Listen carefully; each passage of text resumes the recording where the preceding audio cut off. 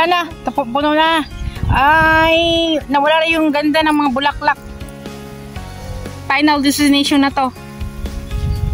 Sa mga pictures maganda, pero hindi na pa siya maganda. Diba? Beautiful.